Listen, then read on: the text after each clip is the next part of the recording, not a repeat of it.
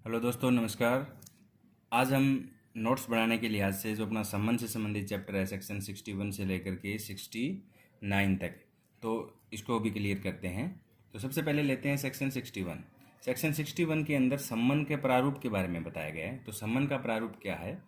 जो संबंध जो है लिखित रूप में और दो प्रतियों में होगा और उस पर जो न्यायालय है, न्यायालय के पीठासीन अधिकारी या फिर अन्य नियुक्त अधिकारी, मतलब अन्य जो भी है वो नियुक्त किसके द्वारा होगा? हाई कोर्ट के द्वारा नियुक्त जो अधिकारी है उसके हस्ताक्षर होंगे और जो जिस न्यायालय ने उस सम्मन को जारी किया है उसकी उसके ऊपर स्टैंप लगी हुई होगी।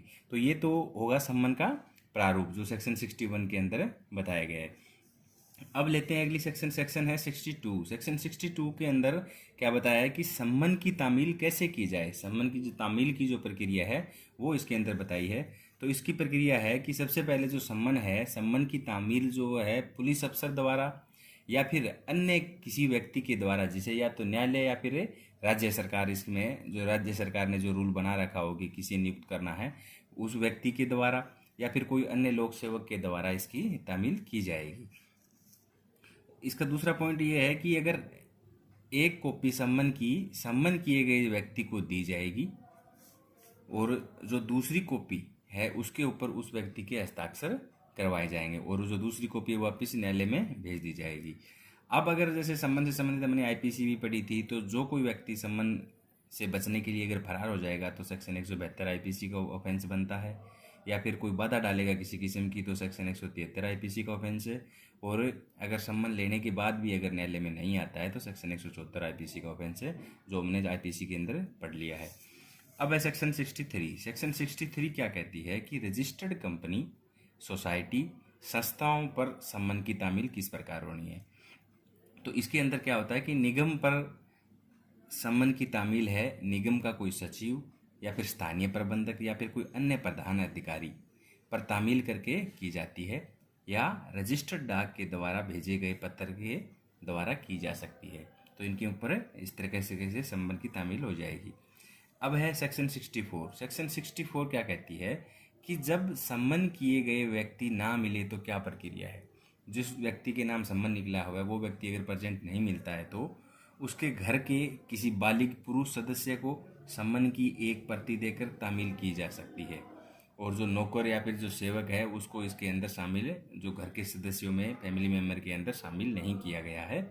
और इसमें यह भी कहा गया कि पुरुष सदस्य स्त्री को भी नहीं कर सकते, हालांकि ये एज रूल है, लेकिन वर्तमान में प्रैक्टिकल में ये चीज़ चलता है, उसकी वाइफ को देकर के सम्मन की तामील करवाई जा सकती है।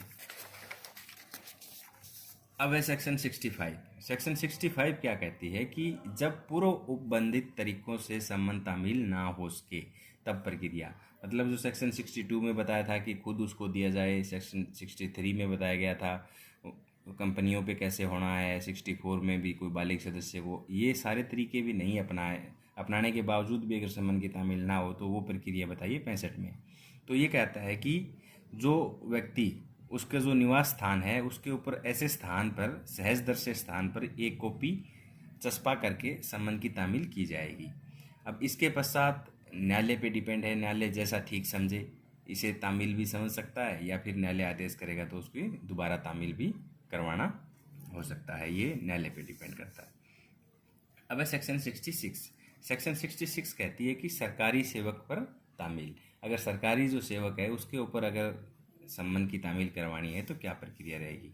तो इसकी प्रक्रिया है, न्यायालय जहां अगर सरकारी सेवक काम करता है उस कार्यालय के प्रधान को सम्मन भेजेगा, वहां का जो प्रधान है उसकी तामील सेक्शन 62 के अनुसार करवाएगा तथा दूसरी कॉपी पर अपने हस्ताक्षर करके न्यायालय को लौटा देगा।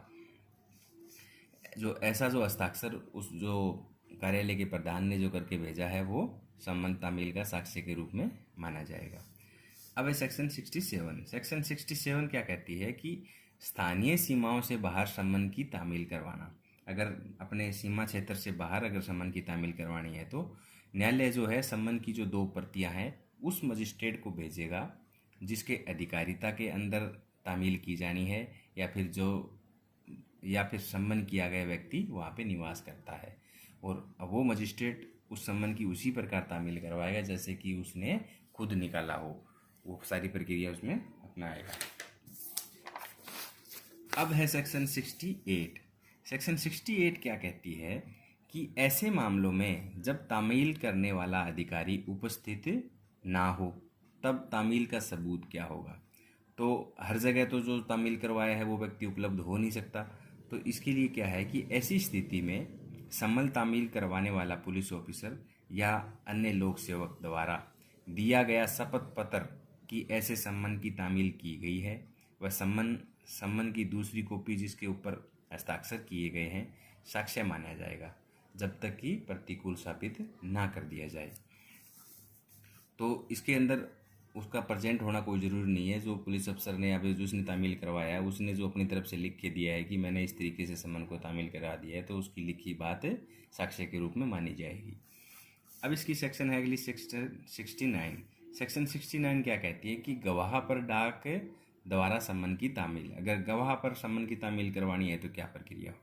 तो इसके अंदर न्यायालय है जो रजिस्टर्ड डाक के द्वारा साक्षी को सम्मन भेजेगा, और जब साक्षी के द्वारा उसके बाद जैसे ही उसको सम्मन मिलता है तो जिसको सम्मन किया गया है वो व्यक्ति हस्ताक्षर करके जो कॉपी वापस भेजता है वो, या फिर जो डाक कर्मचारी है जो सम्मन लेके गया है और जिसके नाम सम्मन था उस व्यक्ति ने नहीं लिया मान लीजिए, तो जो डाक कर्मचारी ने जो लिख के दिया कि उसने लेने से इनकार कर दिया, तो उस चीज़ को देखकर भी न्यायालय ये घोषित कर सकता है कि सम्मन की तामील हो गई है। तो ये अपना जो चैप्टर था ये सेक्शन 61 से 69 तक इतना ही था। धन्यवाद।